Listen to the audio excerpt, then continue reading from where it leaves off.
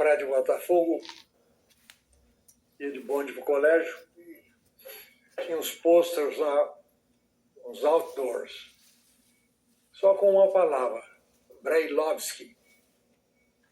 Cheguei em casa e perguntei, mãe, o que é Brailovsky? Ela disse, Brailovsky? Não é Brailovsky, é Brailovsky, um dos maiores pianistas do mundo.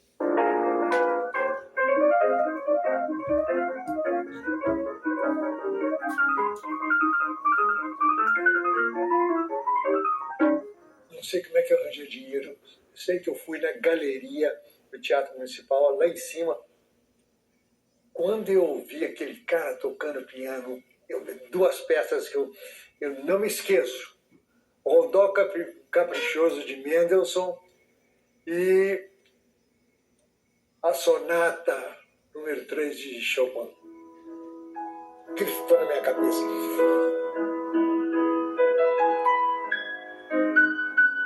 Para mim era uma fantasia de ultrapassar a humilhação. O sujeito está lá no palco recebendo fantástico que tocou. E se eu estivesse no palco, todas as humilhações seriam jogadas fora, né? Então eu fiquei com a ideia na cabeça de que eu podia ser pianista, só que eu não sabia das coisas de Deus.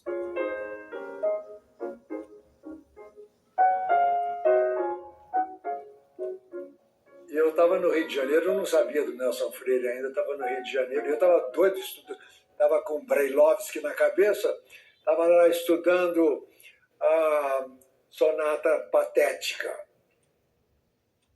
Estava lá no piano. Aí eram as 2 da tarde, eu estava tocando, estudando, toca a campainha, eu vou abrir a porta, na porta estava uma senhora com um menininho, o menininho não cumprimentou ninguém, foi entrando pela casa dentro, chegou na sala, viu aquele piano aberto com uma partitura. Ele não teve dúvidas, caminhou até o piano, sentou-se ao piano e tocou. Nelson Freire. Nunca tinha ensinado nada para ele. De onde veio a sabedoria de piano dele? Como é que isso acontece? Isso ele tinha 3 anos. Com 4 anos ele deu o primeiro concerto. Aí eu compreendi que existe diferença. Deus protege uns e não protege outros. Mas era preferível que eu fosse que eu não fosse pianista e que pudesse escrever, né? Deus não me deu o privilégio de tocar piano, mas me ajudou um pouquinho para ser um escritor. Quero ouvir música, aquelas que fazem parte da minha alma, pois a alma, no seu lugar mais fundo, está cheia de música. Nelson Freire.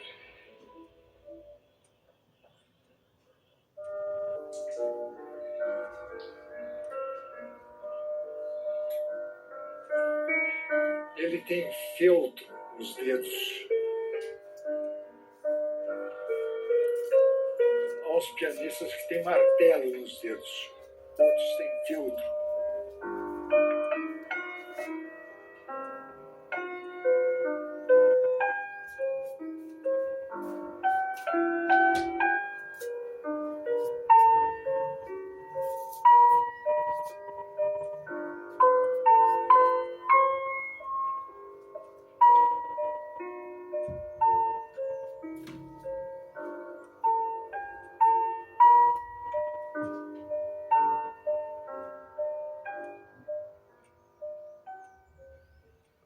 No colégio, eu vivia uma grande solidão.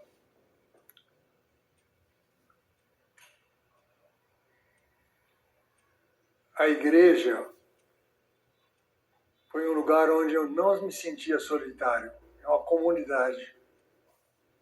E quando você tem a comunidade, você acredita. O que faz a gente acreditar? Acreditar em cada coisa absurda.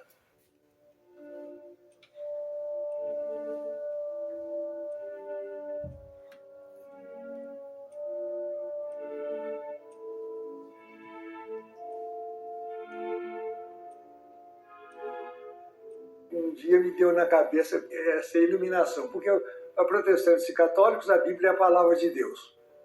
É Deus que inspirou aquilo. Mas um dia eu pensei, mas como é que eles ajuntaram os livros da Bíblia? Porque a gente achava que os livros tinham sido magicamente colecionados. Aí eu percebi que não, que eram congressos religiosos que selecionaram os livros. Então eles não tinham nada de sagrado. Foram os homens que escolheram aqueles livros. Acreditei. De repente, a cabeça abriu. Eu fiquei tão horrorizado com a mediocridade que eu perdi a fé. Eu nunca ouvi de nenhuma pessoa que vai fazer uma promessa a Deus, promessa para receber alguma coisa de volta. Nunca vi uma pessoa que prometesse uma coisa boa para Deus. Por exemplo, prometo que eu vou escutar a Martha Argerich tocando Mozart.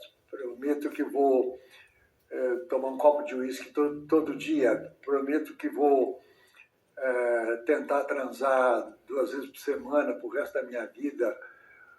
Coisas boas. O que a gente promete para Deus? Casca de ferida. Prometo subir os 400 degraus da escada da igreja de joelhos. Prometo não beber Coca-Cola durante 6 meses. A gente é como se Deus ficasse babando de prazer ao saber dos sofrimentos. Deus tem um prazer. Ai, como está sofrendo, como está sofrendo.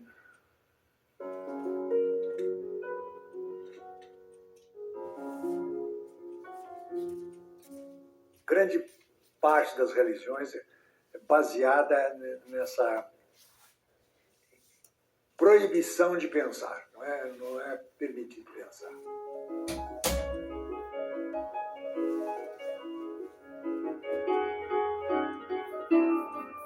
Eu morava em Lavras, a periferia de Lavras, as pessoas mais sofridas que você pode imaginar. Não tinha ninguém para atender essas pessoas. Então, eu preguei para mudar a cabeça dos membros da igreja. Muita gente mudou a cabeça, começou a pensar coisas diferentes. Então, ao invés de ficar pensando no céu, as pessoas começaram a ter consciência de que era preciso amar as pessoas que estavam sofrendo. De repente, os céus da religião me pareceram infinitamente chatos. Como pastor de uma comunidade protestante no interior de Minas, entreguei-me ao cuidado dos pobres sem jamais pensar em convertê-los. Nessa ocasião, o Brasil estava fervilhando de movimentos políticos. E houve uma mudança na nossa cabeça, da geração nova. Antes, a gente queria salvar as almas do inferno para ir para o céu. Agora que nós não acreditávamos nem no inferno nem no céu, nossa missão era salvar o Brasil. Era transformar o Brasil. Então, a nossa fé metafísica se transformou numa fé política. Daí o engajamento, especialmente da juventude, da Igreja Católica e da Igreja Protestante, se ligarem com os movimentos, entre aspas, revolucionários. Então, a transcendência que estava no céu passou a transcendência que está no futuro. Aí, eu criei conflito com o resto da igreja. Eu e um grupo. Todo mundo era conservador e nós éramos diferentes. Então, começou, por parte da igreja, um movimento para liquidar a gente.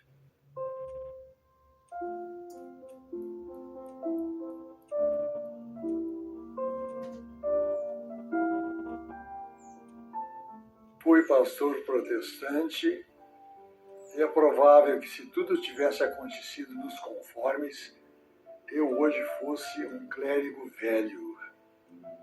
mas veio o golpe militar. Fui acusado de subversivo pelas zelosas e bondosas autoridades da igreja.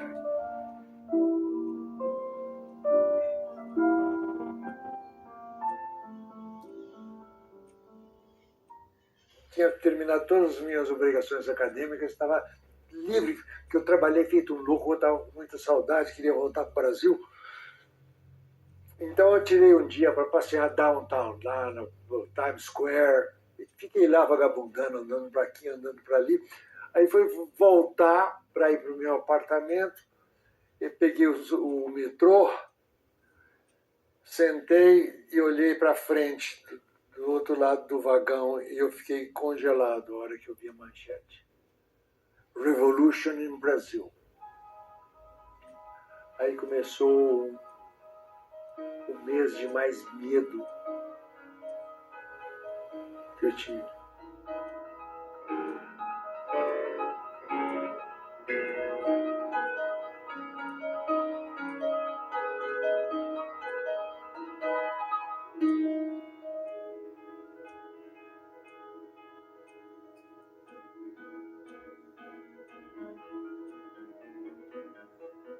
Eu fiquei com muito medo de chegar no Rio de Janeiro e lá eu ser preso. Desaparecia, as pessoas desapareciam.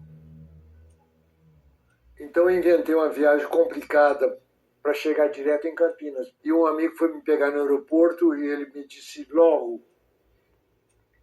de saída: há 2 acusações contra você e mais 5 pastores.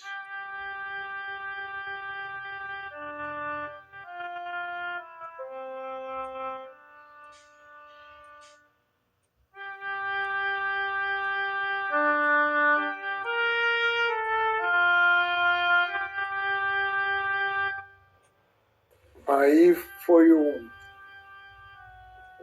2 anos de aflição, tentando descobrir, tentando não ser preso. Eu descobri que quem me denunciou foi um dos maiores amigos meus. Ele era da CIA. Eu era favorável às reformas revolucionárias, não sei o que lá. Aí eu me desliguei da igreja.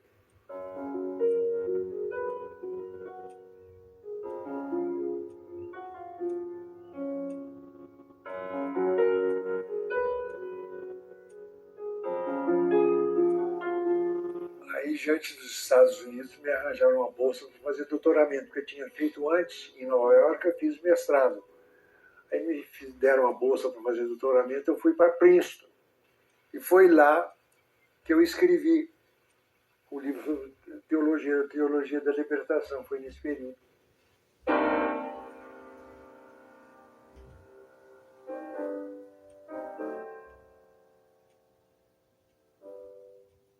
Minha tese de doutoramento, o nome era no sentido de uma teologia da libertação. Esse era o título. Então, eu tenho a prioridade do título. Mas aí aconteceu o seguinte, eu mandei a minha tese para uma editora, a editora gostou da tese, queria publicar a tese, mas isso é libertação, a moda naquele tempo era a teologia da esperança. Era um alemão, Moltmann, Jürgen Moltmann. Mas aí a editora falou, vamos colocar o seu livro no caudal da Teologia da Esperança. Então ficou chamado Teologia da Esperança. Mas originalmente era Teologia da Libertação. Eu estava em Oxford, fui lá dar uma conferência. E fiquei amigo lá dos teólogos lá de Oxford. E um deles chegou para mim e disse, como é que estão os preparativos para o Congresso de Teologia em janeiro? Eu não sabia de nada. O Congresso ia ser em São Paulo e eu não sabia. Eu fiquei na maior vergonha porque eles em Oxford sabiam e eu não sabia. Aí eu cheguei ao Brasil, fui fazer minhas escarafunchações e descobriu que o meu nome tinha sido vetado pelo Frei Beto. Ele não admitia que protestante tivesse prioridade na teologia. Ele escreveu numa reportagem no Pasquim que a minha teologia não prestava porque, por duas razões. Uma delas é que eu não era marxista e a outra... a outra é que eu tinha escrito minha tese nos Estados Unidos. Eu então mandei dizer para ele que lembre-se que Marx escreveu O Capital em Londres.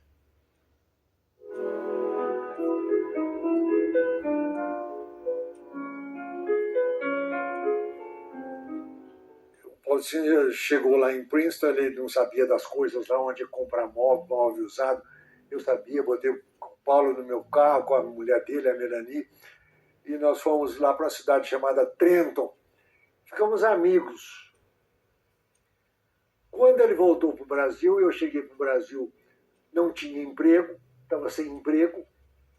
Um dia me toca o telefone, Paulo, dizendo: você se interessaria por ser professor na cidade de Rio Claro? É a cidade do interior. Qualquer coisa. Então ele me encaminhou para Rio Claro, e é aí que eu entrei para a universidade. Depois de Rio Claro, eu fui para a Unicamp. Vivi muito tempo no mundo acadêmico. O mundo acadêmico é um lugar perigoso, dá medo. É muito difícil viver na universidade e continuar a cultivar os próprios pensamentos. É muito mais seguro ficar moendo os pensamentos dos outros.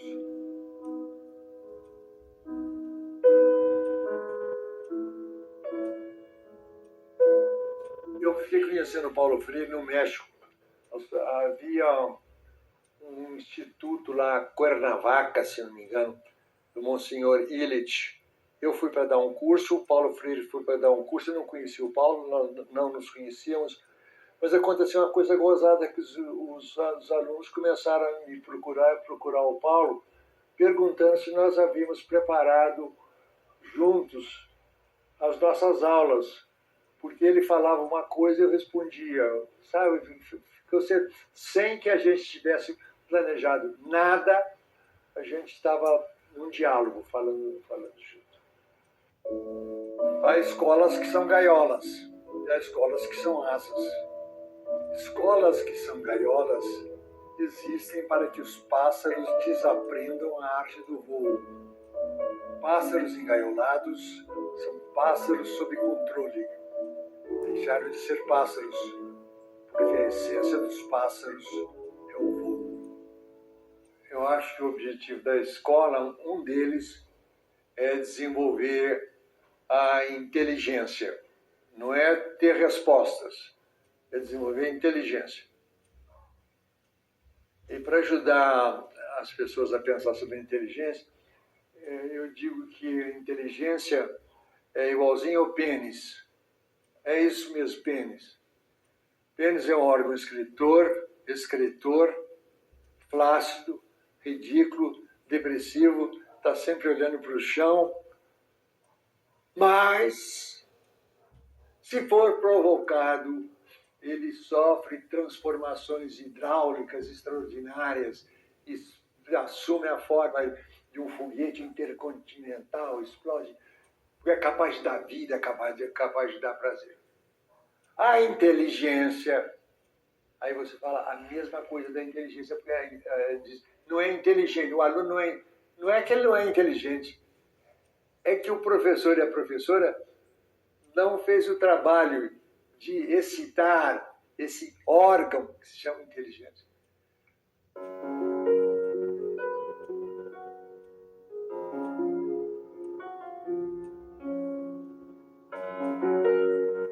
O problema, para mim, da escola é que ela não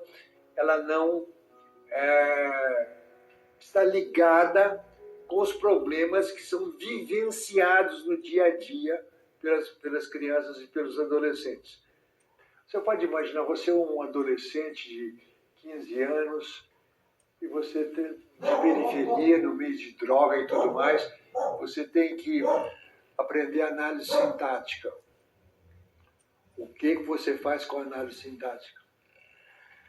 Eu acho que só existe um jeito de aprender a língua. É ouvir, não é nem lendo, é ouvindo a leitura. Não basta ler, porque frequentemente os alunos não sabem ler. Como é que você fica gostando de Mozart? Ouvindo Mozart. Não é fazendo dissertação sobre a música de Mozart. Você tem que ouvir. A tradição da escola é a tradição da violência, do autoritarismo dos grandes contra os pequenos. Eu já fiz essa brincadeira.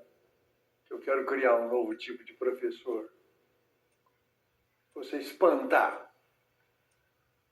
Os gregos pensavam que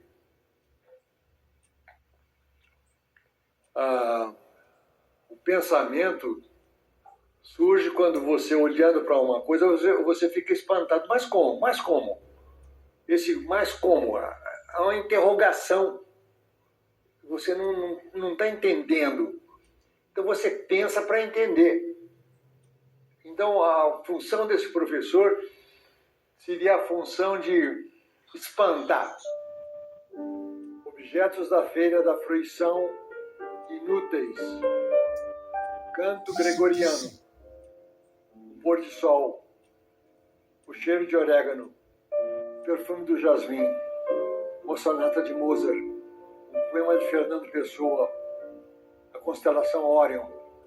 Não servem para nada, não são ferramentas. Porque os amamos. Porque nos dão prazer e alegria. Santo Agostinho escreveu um tratado em que ele dizia que todas as coisas no universo se dividem em duas classes. Coisas para serem usadas e coisas para serem usufruídas. Brinquedo não serve para nada. Brinquedo é inútil, não serve para nada. Você não pode fazer nada com o brinquedo. Se a gente não pode fazer nada com o brinquedo, por que a gente quer brinquedo? Porque o brinquedo nos dá prazer. Servir, quer dizer, usar, ser usado. Não é para ser usado, é para ser usufruído.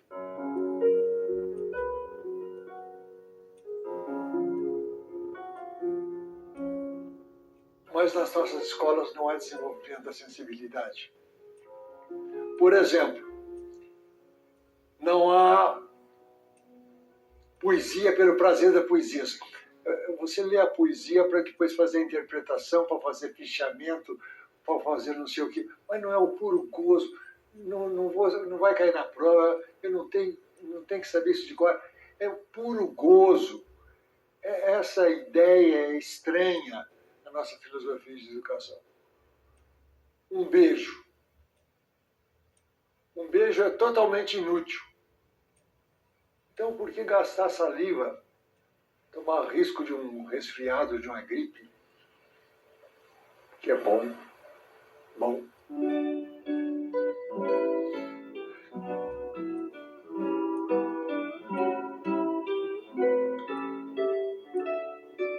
O mundo universitário que me cercava me amedrontava. Por prudência, optei pelo silêncio. Aí, de repente, uma criança entrou na minha vida, tardiamente. Uma filha temporã. Foi ela que me fez ter coragem. Eu escrevi muita coisa, inspirado pela Raquel. Ela nasceu com defeito facial, fenda labial. Sendo diferente, ela se sentia diferente. Ela tinha de lidar o tempo todo com o olhar das outras pessoas, porque o sofrimento das pessoas não é por causa da coisa mesma, é por causa do olhar das outras pessoas. O olhar é os olhos são órgãos muito cruéis. O jeito de olhar.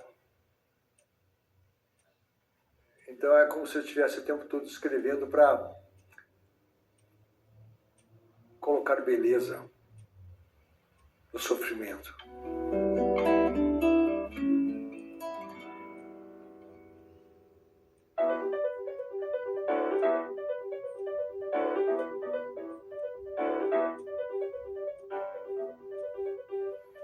Nietzsche dizia que ele só amava os livros que eram escritos com sangue. Então você tem que fazer a pergunta, qual é o texto que é comido com sangue? Você tem que descobrir qual é o texto. Como é que você sabe que um texto é escrito com sangue? Você sabe que um texto, a Emily Dickinson, uma poeta norte-americana que nunca saiu da cidadezinha dela, ela escrevendo para um amigo disse: quando eu leio um texto e eu fico fria, com que nenhuma lareira pode me aquecer, eu sei que aquilo lá é poesia, eu sei que aquilo é poesia. Se eu tenho a sensação de que arrancar o topo da minha cabeça, eu sei que aquilo é poesia.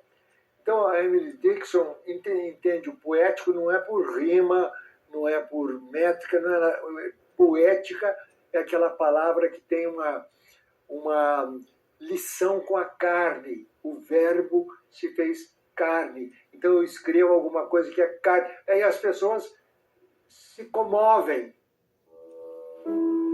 Para isso caminhamos a vida inteira. Para chegar ao lugar de onde partimos. E quando chegamos, é a surpresa. É como se nunca o tivéssemos visto. Agora, ao final de nossas andanças, nossos olhos são outros, olhos de velhice, olhos de saudade. E na velhice, a gente vai ficando com medo de ficar sozinho. Eu preciso confessar que eu tenho medo da velhice. Um amigo meu,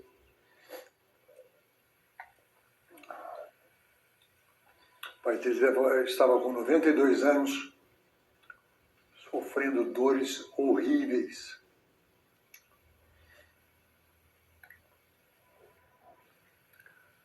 Ele foi ao médico e disse: será que o senhor não podia aumentar a dose de morfina? O médico olhou para ele: o senhor está me sugerindo que eu faça eutanásia? Quer dizer, aquele médico estava tentando preservar a sua pureza teológica. Eu não praticarei eutanásia. Mas aquele homem que estava sofrendo, ele precisava, sabe, quando a dor é muita, quando a dor é muita, você vê um ser humano querido. A gente faz isso com cachorro. Eu já levei tantos cachorros meus para irem para o céu dos cachorros, no veterinário. A gente ama o cachorro, por isso a gente leva o cachorro para o veterinário para tomar a injeção.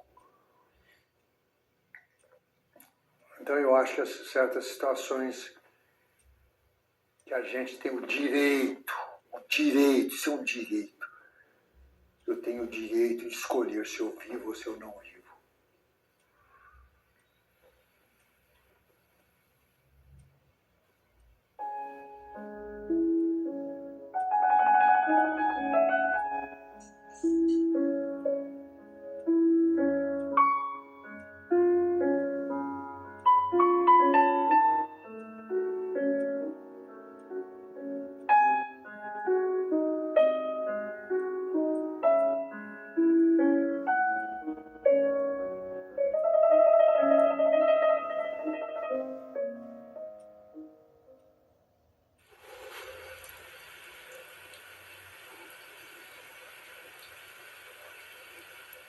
Esse lugar aqui, mais ou menos, é meio sagrado para mim.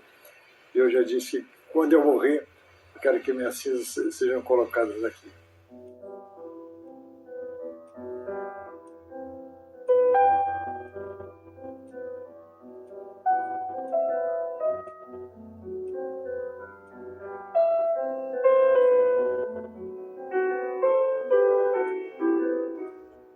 lugar está muito ligado à minha vida. Já caminhei muito aqui. Mas agora, quando eu volto, é diferente, né?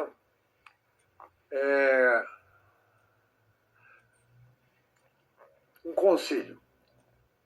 Se você amou muito um lugar, não faça besteira de visitá-lo.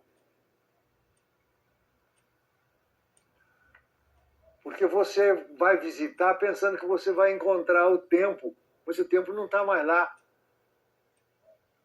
É melhor você ficar com a imagem na sua cabeça. Eu não pertenço a esse lugar não me pertence mais.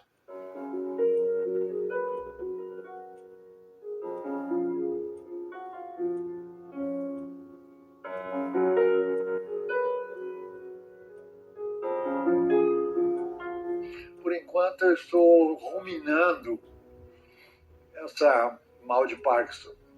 Está enchendo a minha cabeça. Não sobra lugar para brincar.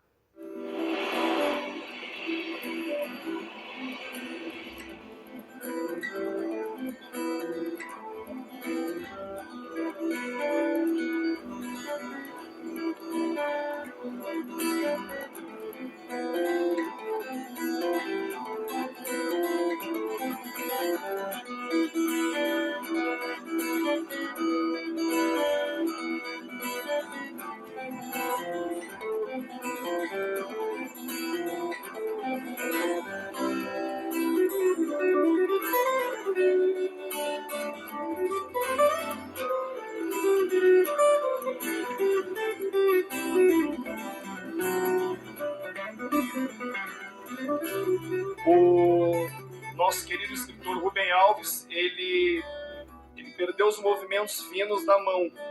Então, por essa razão, ele não vai autografar os livros. Nosso querido Rubem Alves, a plateia é sua.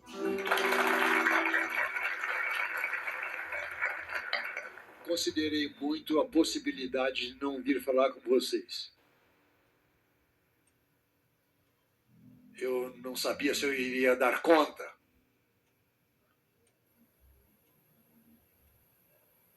Aí, uns amigos insistindo comigo, sabendo que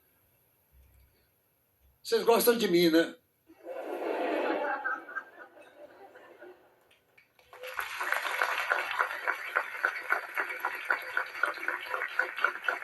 Depois de meses de silêncio, essa é a primeira vez que juntei coragem para conversar com vocês. E estou fazendo o que nunca fiz. Estou lendo o que vou dizer. Não ler só, mas mais ou menos leio e conto piada. Não sei que peças o mal de Parkinson vai me pregar, mas confio que se eu escorregar, vocês me perdoarão. Obrigado.